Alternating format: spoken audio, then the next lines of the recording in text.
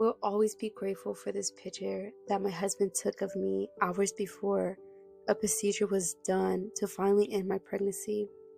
I was hurt to have to make this decision that were given to me, but it was a procedure that nonetheless had to happen. Embryonic pregnancy, have you heard of it? It is a term I came to understand when I was supposed to see my baby's gender, but instead I saw a dark screen of an empty sac. The doctor's visit started with the typical questions that every pregnant woman is asked, which led to vaginal checkup of the cervix, which was closed and considered healthy overall. Then, as I laid on the bed thanking God for a healthy closed cervix, the doctor asked if I wanted to know the sex of my baby. Of course, after 3 months of excitement and curiosity, I convinced myself that I could not wait and wanted to see the gender. The doctor then excitedly hooked up the sonogram machine, and as we were both ready to see what was supposed to be there, it was not there. I did not see what I had witnessed with my other pregnancies. I only saw an empty, dark, blank circle. After the doctor searched and continued to ask me questions, he then explained to me that there was a chance that I was expecting an embryonic pregnancy, which is when a fertilized egg is implanted into the uterus but fails to continue to develop a complete embryo. He then advised me not to give up hope because there have been times when this would happen and the next week the woman would return and a baby would be present. He encouraged me not to be afraid and to wait it out. After leaving the hospital, about 30 minutes in, I remember walking into a sandwich shop and feeling weird. I ran into the bathroom and grieved because I thought I had experienced a miscarriage then and there, but that was not the case. At the following checkup, I learned that everything was still closed and healthy. ACG levels were still high, and my sac was still empty. Again, the doctor told me to hold on to hope. I experienced 3 weeks of having hope until I told the doctor that it was not there. I knew deep down that his hope was kind to have, but there was no baby and no changes in my body occurring. At that point, I asked him what was next. He told me I could naturally play the waiting game for my body to naturally release the sac, which I tried for 3 weeks, but at some point, I had to consider procedural options for removing the sac. On this day of the picture, I had eventually done what I had. No more time to give for my health. From the first appointment, the day I wanted to find out the gender, to today, I grieved. I grieved then because I did not know what to expect. I reached out to a few people and their words fell short of what I wanted to hear or needed to hear. At least it was not a real pregnancy, said one.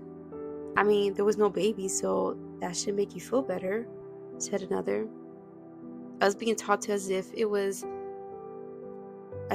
what I was experiencing was not real or valid. Maybe I was too emotional and took it the wrong way from their true intentions, but that is what I was told. The thing is, it was real. For months, I prayed over this baby and massaged my belly with hopes of that one day moment. I was ready for October 21st and eager to finally share the news of my pregnancy with people early. I replayed the birthday surprise to my husband with the announcement over and over in my head, looking back at the pictures and video, then thinking how fun the moment was, all to feel stupid and like a failure, and told myself I would never do something like that unless I knew. My body even grew the whole time and gave me every symptom of pregnancy, and the doctor still couldn't believe how high my ACG levels were and how far out I was carrying the sac. This made them search in different locations and have multiple people in the room for weeks, trying to see if they were overlooking a missing baby. One of the hardest parts about it all is hearing them say, Your body does not want to receive that there's no baby. So you have to make it come out. Those words hurt. My body did not want to receive the news. And so it kept growing and it kept acting like I was pregnant. And during that time, having strangers and other people ask me if I was pregnant or congratulating me did not help. But you know what made this pregnancy real and valid? When others tried to take it away from me? The milk that came in last week. After 2 weeks of not being pregnant from the procedure that I did take that day, my milk had come in and is still here. Now, I have faced a miscarriage during my first pregnancy, and I grieved every time I got pregnant, as well as throughout this whole experience. I questioned God again about why this had to happen in the first place, and was fearful of what it meant for my future in many areas of my life. I was bitter and confused and faced heavy anxiety that made me feel like I was having a heart attack and depression. Despite all I had faced from loss in the spiritual battle, the only thing that I knew for sure and that I held on to was these repetitive words. Lord Father, I am hurting and I don't know the point of why I was given this experience. Despite it all, I still love you and know that you are good. I know that you and your plans are better than mine. So please just heal me because I am hurting. I really do love you no matter what. Thank you for my babies that I do have with me as well. But please just heal my heart. No matter what you face in life, always remember that God's ways and plans for your life are good because He is a good God. You may never understand it, nor receive the answers you want. But everything that God has His hand on is good. Never let your season or battle determine who God is in your life. He is the same as yesterday, today, and tomorrow. He is a good, all-knowing, and loving Father. For women who have experienced a miscarriage, especially one like this, never let anyone invalidate your experience and what you have faced. It is and was real. If this is one of many experiences that you have had on your journey in trying to get pregnant, do not lose hope.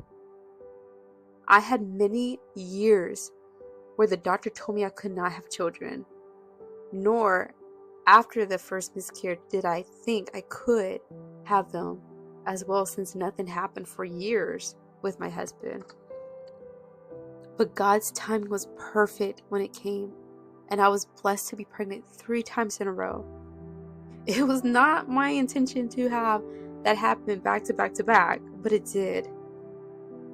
And it is a blessing. Keep praying and trusting Him who gives life. Be in His peace, and His will be done unto you. Now, what I learned from this experience. 1, your news is not meant to be shared with everyone immediately. You will be surprised with who you can share your news with, good and bad. I have always been a private person who kept good or bad news to myself, especially good news. I never liked telling my family or friends about my pregnancies until I had it in the 3rd trimester, because after my first pregnancy and hearing certain people's remarks, I learned to just keep special news to myself. This pregnancy was almost an exception though.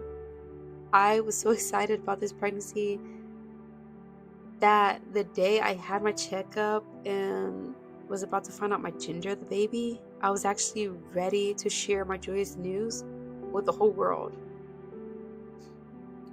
But that all changed in a blink of a screen. Because I was unable to share the good news, I didn't care about what anyone thought of me in the bad news. I felt like I just needed to let it out to loved ones and hear encouragement. Or just nothing, but just to pour out my emotions, But that was not the case for a few. At least the first few. The one thing I did not expect to hear after explaining everything was, it's not like it was a real miscarriage. At least there was no baby. It wasn't a real pregnancy. That does not include you have 3 kids already, leave your body alone and let it rest. You don't need any more out there. I could be just emotional or was emotional because it's the next day and maybe it was just something I wasn't ready to receive, and their intentions maybe were right. Maybe their intentions were really in the best place, but it wasn't something I was ready to receive, to be honest. But I say this to emphasize that you can share your news with people, but be mindful of your audience.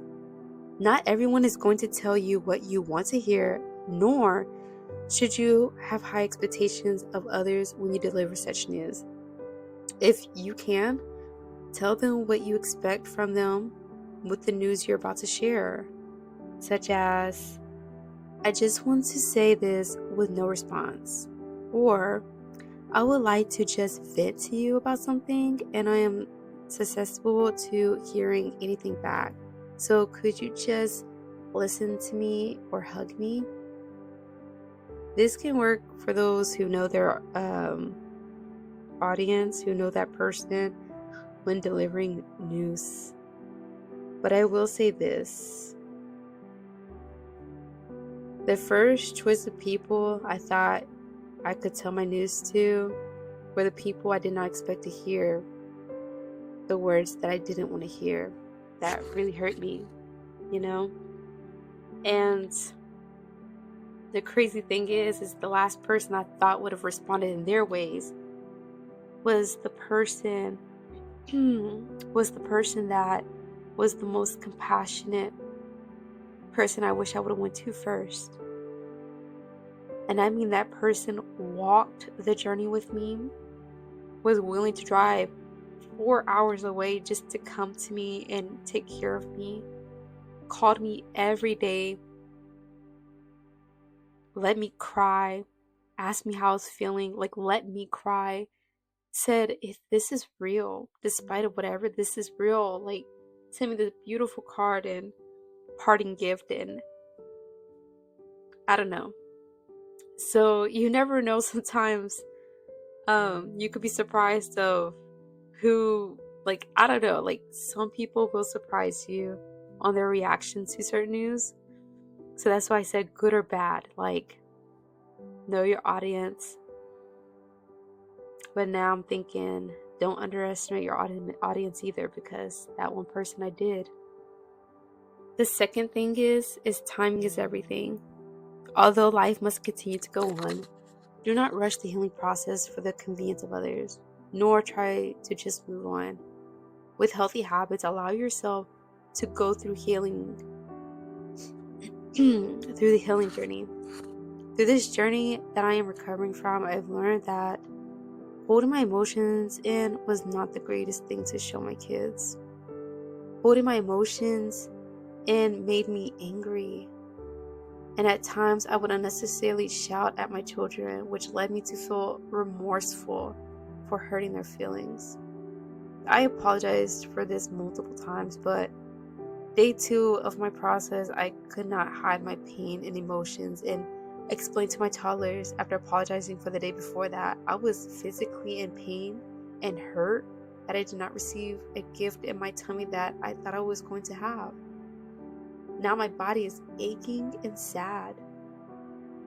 The older 2 toddlers heard my reaction the day before, that I was bleeding, and remembered my devastation of emotions. So they brought that up, and since then they have been checking on me and working with my feelings too. Now I know that some may think they're too young to be put in the position of catering to my emotions, but the care that they naturally had for me, showing real human emotion from such an experience, gave me a chance to see their natural character and having a servant heart as well. And it allowed me to apologize and ask for forgiveness and remind them how much they are worth and what they do not deserve from me in my most challenging moments. Number 3, process your journey. With 3 toddlers running around and my husband who gets deployed from time to time, with me living far away from family, it is difficult to feel my emotions and grieve the way I wanted to. But I knew I could not just dismiss my reality either. Anyone who has read this or experienced a season like the one I'm currently in knows that it is a temporary phase of life. Your healing may last for 1 or 2 seasons at a time, but this too shall pass. Feel what you're feeling, but never lose hope or faith in God. Never forget the goodness of God through grievance.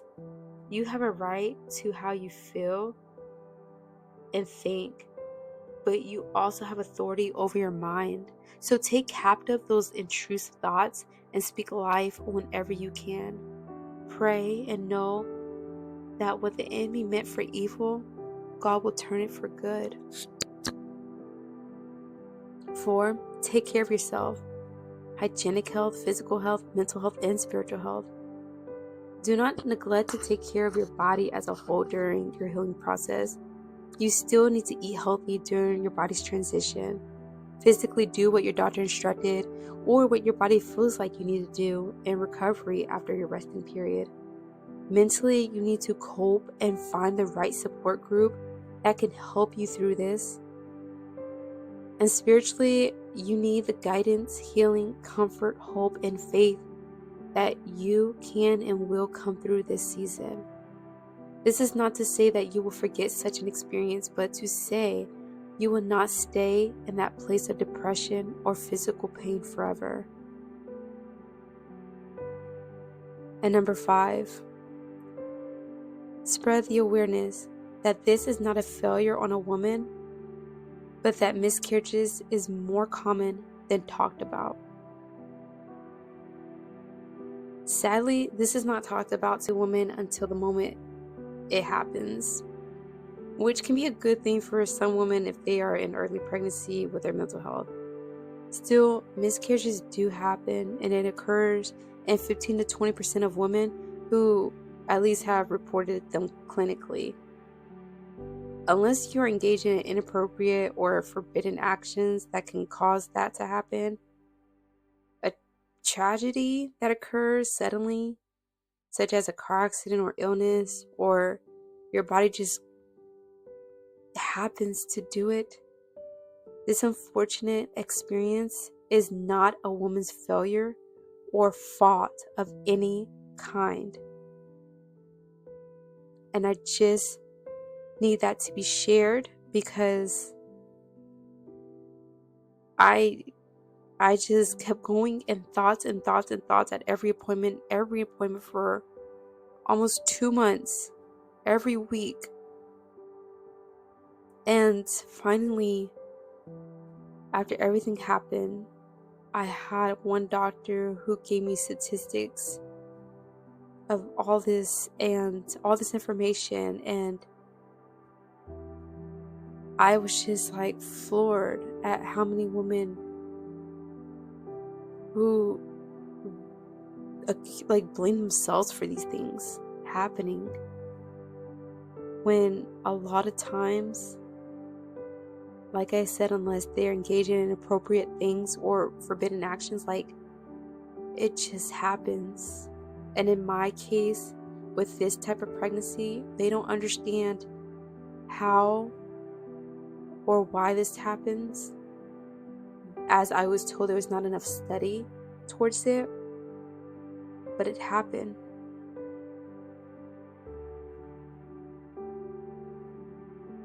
And I pray that this reaches the one it is meant for. any woman who has faced this or know somebody who has faced this, if you feel like this message that I'm sharing over my experience of both baby and non-baby miscarriages, if this seems to help somebody understand the other side, or to help a woman feel like she is not alone, I want you to know you are not alone. You were never alone. And it's not that I just went through this with you, but God was holding you the whole time. And like I said, what the enemy meant for evil, God will turn for good. Because all of his promises are yes and amen. And the one thing I remember throughout this whole pregnancy is coming across this scripture: do not worry. He talks about like the birds, for he feeds the birds in Matthew. He feeds the birds. If he does this to the birds, how much more does he love you? If he does this, like, do not worry. Don't let this determine your future. Don't let this be a setback. Take your time. Don't seek answers, but seek God. Seek your comforter, which is God, your healer. Seek him.